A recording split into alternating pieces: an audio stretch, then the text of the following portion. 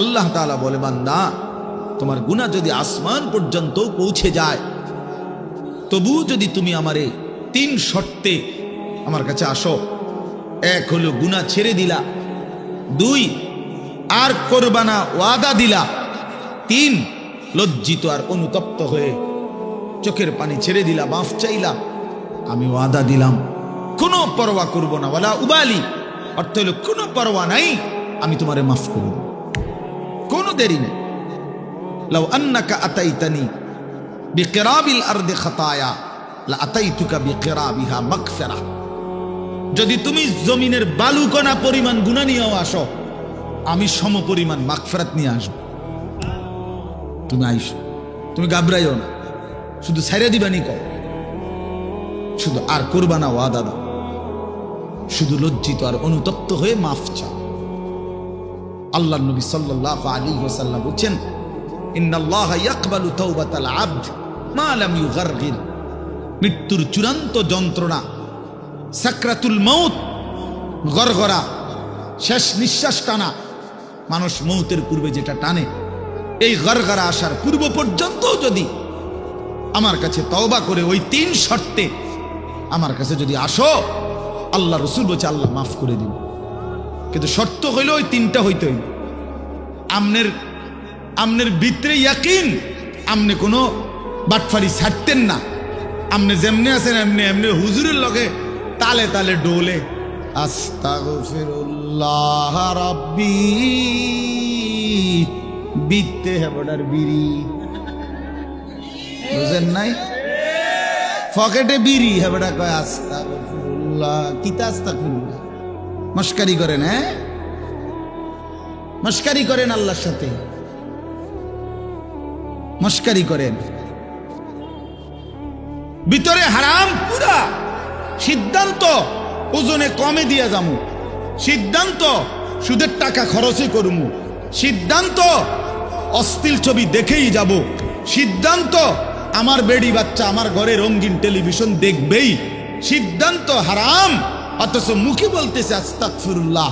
আল্লাহ তাআলা বলে, বান্দা তুই আসিস কবরে, তোরে টাঙ্গাইয়া ফিটমু আমি, একটা বাড়ি দিবে আমার ফেরেশতা, এক এক বাড়িতে 7 তবক জমিনের নিচে ডাইবা যাবি, আবার উঠবি, আবার মারবে, আবার ডাববি, এভাবে কিয়ামত পর্যন্ত আমার একজন ফেরেশতা, যে অন্ধ, যে কানে শুনে না, যে কথা বলতে জানে না, বোবা বধির অন্ধ সাহাবীকে দিয়ে আমি তোরে কবরে কিয়ামত পর্যন্ত তোরে লোহার মুগুর, লোহার গুর্জ দিয়ে আঘাত করতে থাকবো। বান্দা তুমি আমারে কি মনে করছো? হ্যাঁ, ويضرب له بمطرقة من حديد ضربة بين أذنيه فيصيح صيحة يسمعها من يليه إلا الثقلين।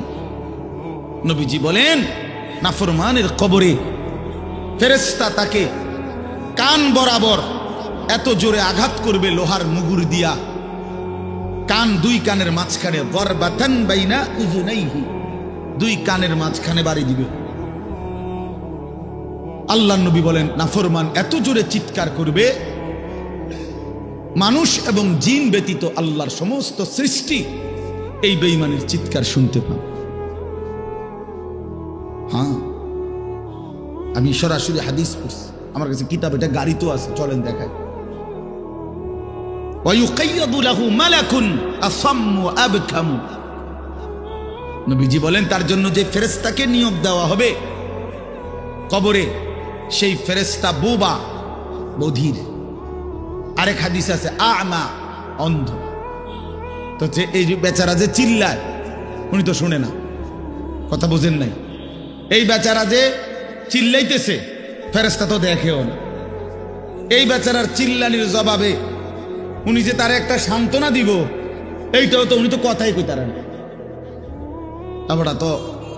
আমরা তো শুধু ফিডের রূপে আছে, এনে কি চলতে আছে ওই বেটার জান শেষ, সে তো খবর নেই। ফেরেশতা তো শুধু ফিরতে আছে। আল্লাহ আমাকেই মাফ করে দেন। হাদিসের মধ্যে আছে, বাপ, বয়স্ক বাবা, আপনাদেরকে বলি, বয়স্ক বাপ জীবনটা শেষ হায়াত সাদওয়ানে শেষ করে দিলেন। বয়স্ক মানুষ জিফুত সব যখন মোটামুটি আয় রোজগার শুরু করে হন, এবার আর অসংখ্য মানুষ চা দোকানদারের সাথে চুক্তি করে, চা দোকানদার ভাই এ আল্লাহর যে কয়দিন হায়াত দেয় আল্লাহর রহমতে দোয়া করেন, এই 3টা 4টার দিকে আমু আপনার কাছে রাত 9টা 10টা পর্যন্ত যতক্ষণ শরীরে কুলায় আমনের চা দোয়ানে বইয়া থাকবো, বন খামু, বিড়ি খামু, চা খামু, আলু চপ, পেঁয়াজু, আর কি আর টেলিভিশন শুনলে যে দূর পারি অন্তার এই বয়স নাই, তারপরেও চাইলাম পুরান কথা তো মনে হইব অন্তকে। এই জন্য এই অসভ্যতা, 60 বছর বয়স এখনো বিড়ি খায়, 60 বছর বয়স এখনো কথায় কথায় গালি দেয়, 60 বছর বয়স এখনো হারামের রোজগার করে, 60 বছর এখনো চা দোকানে নর্তকীর নাচ আর নাটক সিনেমা দেখে। এই লোক কি পরিমাণ অসভ্যতা, এই লোকের গুনাহ কত ভারী চিন্তা করেন।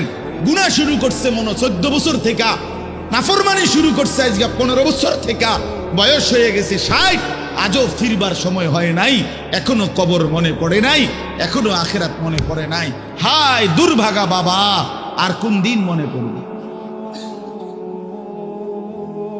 বলে? আর কোন দিন, আর কখন? আল্লাহকুমুত তাকাসুর হাত্তা যুরতুমুল মাকাবির।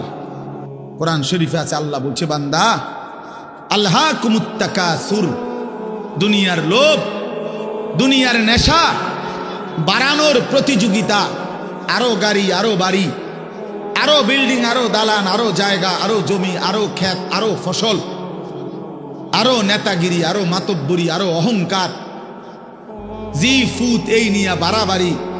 আল্লাহ তাআলা বলে সব এগুলো তোমাদেরকে ডুবাইয়া দিল, আখিরাত ভুলাইয়া দিল। হাত্তা যুরতুমুল মাকাবির, এভাবেই একদিন কবরেই পৌঁছে গেলাম, একদিন তো কবরেই পৌঁছে গেলা। কাল্লা সাউফা তা'লামুন, আল্লাহ বলে সাবধান বান্দা, এই কবরে আসলেই তুমি জানতে পারবা তোমার নাফরমানির শাস্তি কি। সুম্মা কাল্লা সাউফা তা'লামুন, আবারও জানতে পারবা হাসরের ময়দানে জাহান্নামের শাস্তি দিয়া তোমার নাফরমানির পরিণতি কি। 2 বার বলছেন আল্লাহ, একবার বলছে কবরে জানতে পারবা তোমার নাফরমানির শাস্তি কি, আরেকবার জাহান্নামে জানতে পারবা হাসরে তোমার নাফরমানির শাস্তি কি। সামান্য কয়টা বুট বেচতে বেচতে বেচারা 1 ওয়াক্ত নামাজ পড়ে না, কদ্দুর চা বেচে, 2টা বন বেচে, বেচারা 1 ওয়াক্ত নামাজ পড়ে না। একটা অটো চালায়, নামাজ পড়ে না। একটা সিএনজি চালায়, নামাজ পড়ে না। 12,000 14,000 টাকার একটা বেতন, এই কদ্দুর চাকরি করে, এটুকুর জন্য একটা নামাজ, একটা সেজদা দেয় না আল্লাহকে। হায় রে নাফরমান, কি পাইয়া আল্লাহরে ভুলে গেল। এই একটা বুটমুড়ির দোকান, একটা বন বিড়ির দোকান, একটা অটো, একটা সিএনজি, 12,000 14,000 20,000 টাকার একটা সামান্য চাকরি, এই সামান্য এটুকুর জন্য আল্লাহকে ছেড়ে দিলেন, আখিরাতকে ভুলে গেলেন। আস্তাগফিরুল্লাহ, আস্তাগফির। প্রিয় ভাই আমার, ছেলেরা আমার, তোমাদেরকে বলি ভাইয়া, 12,000 টাকার একটা বড় মোবাইল অথবা 18,000 টাকা 20,000 টাকার একটা মোবাইল পাইয়া আল্লাহকে এভাবে ভুলে গেলা। নিজের চরিত্র, নিজের ইজ্জত, নিজের আত্মমর্যাদা, নিজের বংশের মর্যাদা, বাবা মায়ের সম্মান, ইসলামের সম্মান, আল্লাহর কথা, রসুলের কথা, কবর, মরণ, আখিরাত সব ভুলে গেলা ভাইয়া। এই মাত্র 20,000 টাকার কাছে এভাবে হেরে গেলা, এভাবে চরিত্রহীন হয়ে গেলা। সারা দিন নাই, রাত নাই। আমাদের ছেলেগুলোর দিকে তাকাইলে মায়া হয়। সারাটা দিন হাঁটে, বসে, চলে, ফিরে, শুধু মোবাইল, শুধু মোবাইল, শুধু মোবাইল, শুধু রাতকে রাত, সারা রাত। ওই দেখেন ওই অপদার্থ কি করে, দেখেন, দেখছেন, দেখছেন ভাই কি পরিমাণ অপদার্থ, দেখেন কি পরিমাণ বেহায়া। চিন্তা করছে? হ্যাঁ, এটাই জীবন। কিসের ইসলাম?